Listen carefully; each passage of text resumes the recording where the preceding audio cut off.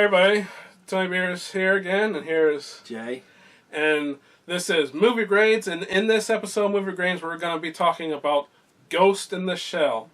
Now, Ghost in the Shell is based on the anime, which was also a manga. In Ghost in the Shell, it starts off with the Major, and she's about to die, but they save her brain, and they place it into an android body. She is now working for Section 9. What they do is they investigate cyber crimes. There is this person that they're looking for him because he is hacking into people's brains. I personally describe this movie like a cross between RoboCop and The Matrix. So I'll give it to Jay. What do you like about it, the movie, Jay? Well, I was really well done. I mean, okay, first of all, Scarlett Johansson, she was the only one that I know of the cast. But I liked the Chief. He was really cool. He was actually the one, like, calling all the shots and everything. And he was up against Cutter. Cutter was the one who actually created Major and his team. He's in charge of a company that makes these cybernetic Hanka. Implants and enhancements and stuff like that. Augmentation, the cybernetic augmentation. And the Major is told that she is the first full body cyborg. But as we found out from Kuze, she was not the first of her kind. And Kuze in this movie was, I guess, related to. Well, I'll say this was probably kind of related. I think a lot of people thought that was supposed to be the Puppet Master, but I think they went in a different direction. The anime had the Puppet Master. Yeah, exactly. But I feel like it's on its own its own note in this case.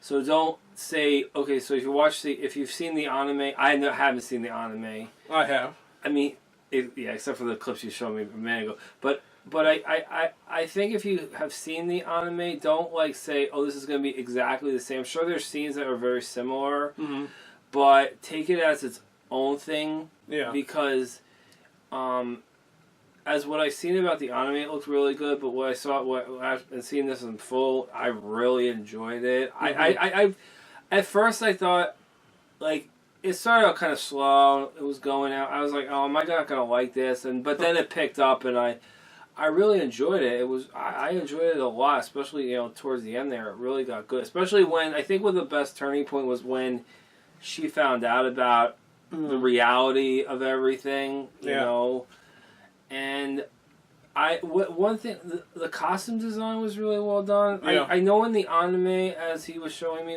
she was naked in a naked state. But in the sense of the skin that she has is supposed to it's supposed to be the same. It's supposed to be the same, It's supposed to be the same in this perspective.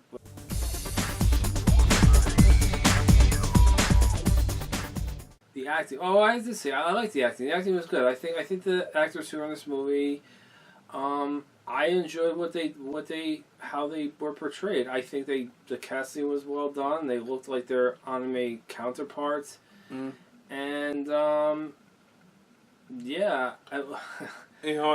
like Scarlett Johansson. I think they all did a pretty good job. I like Scarlett Johansson. I liked Bateau. I liked the Chief. They made him kind of a badass in this one. They did him. I like how he says, "Don't send rabbits to do like a fox's work." Go after a fox. I love that line. What I like too is they showed Batu's how he got his cyber implants in his eyes. It was an explosion and it was like a huge flash that probably blinded him, and maybe some shrapnel got into his eyes. Major took the major amount of the explosion because you saw her on the table, them putting her back together again. Humpty Dumpty. I was thinking that too. Then you see him in the room next to hers, and you see his eyes. Well, you thought they were goggles, but now going back to the anime, now it looks like they're not goggles. It looks like they're actually implants. But I'm glad I always thought they were goggles. That's just me. I'm glad they explained that, and same with Major's backstory too.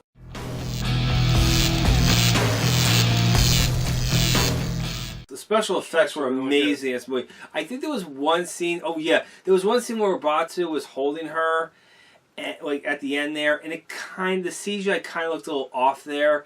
But when he was picking her up, it kind of like her head was kind of like weird. I know she was broken and everything, but I mean, but when she was pulling the spider bot, she wasn't using her head though. No, you know, so it's like it looked a little wonky on the CGI. For me, it was all good except for the only wonkiness I saw was there's a part where she's like running up against the wall towards the end of the movie.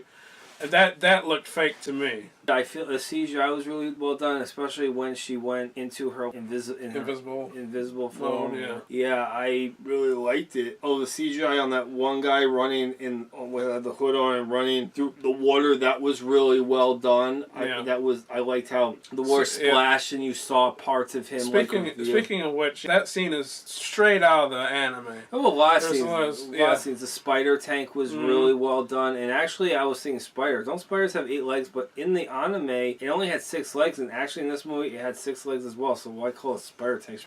I really enjoyed this movie a lot. More than I anticipated. Even though one of my coworkers says you'll enjoy it, but I really enjoyed it more than I thought I would.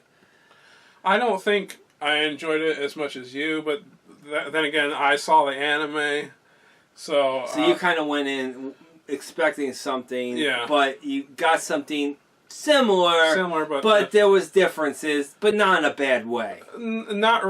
Somewhat bad, like but not major. But not really major bad, because I don't want a shot for shot remake. I want that'd be boring. I want something different. You know, and I thought it was enough same and enough different that made it good. So I will say though, I'll go ahead and say it that I thought the anime was much better. I felt that I liked the story better in the anime. This one, like you was talking about the backstories. I didn't need the backstories in the anime. I felt that in this one, it's not bad, but it's kind of like it seemed like a dumbed down version of the anime. That's my opinion. Because the anime it made you think a little bit more. It made you had to kind of fill in the spots for yourself with your own imagination. So you kind of had to work at it a bit. But this one it just kind of held your hand and said and told you this is this, and so it wasn't, like I said, it's not bad. It's just it's different. But I thought the anime was better. What I really like too about the CGI is like I don't know if it's like supposed to be in Neo Tokyo or something or like it's supposed to be in Japan, but what I liked about it is that like the buildings like had those like people like like are doing bunch of advertisements. Oh, and she also had her motorcycle too, which was cool too. Yeah. Which is a staple because you see her like a lot of scenes. It's like Akira without his motorcycle, which actually would be a movie they probably should do. That would be great. And that one I have seen though.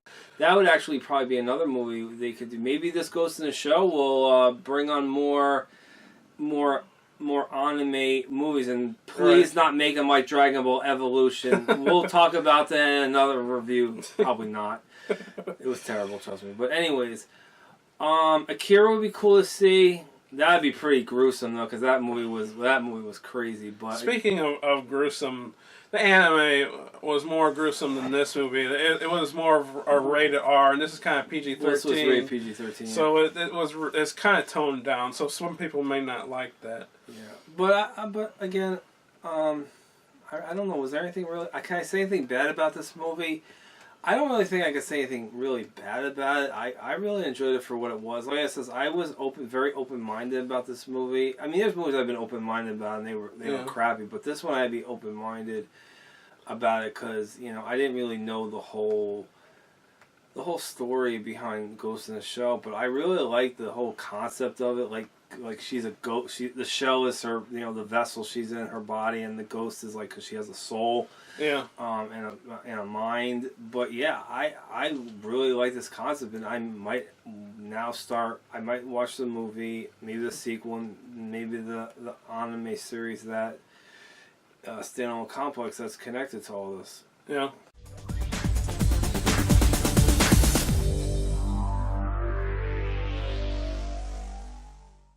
I'm gonna give this movie a B+.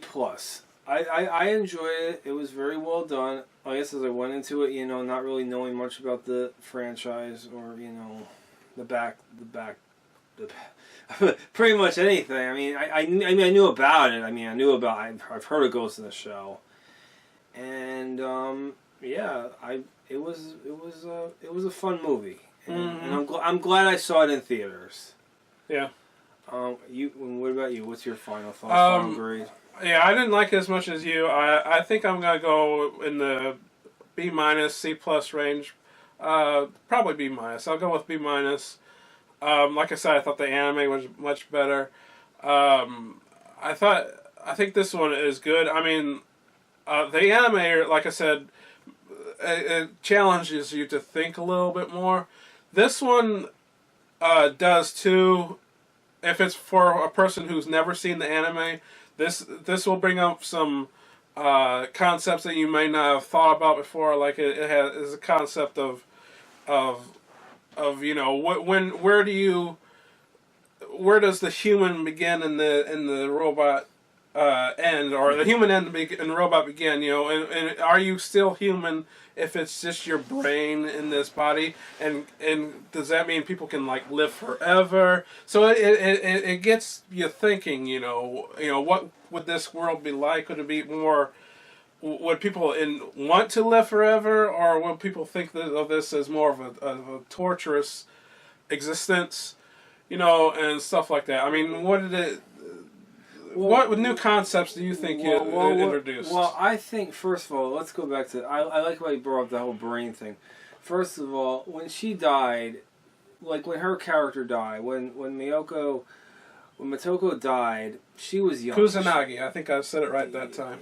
When she died, yeah, she was young. Yeah. So the brain they took out of her was only maybe a teenager, maybe a young adult, maybe in her 20s. So her brain is probably still going to age inside of the robot. So to be truthful, unless they can keep the brain, stop the aging process of the brain, it's eventually going to die. Mm-hmm.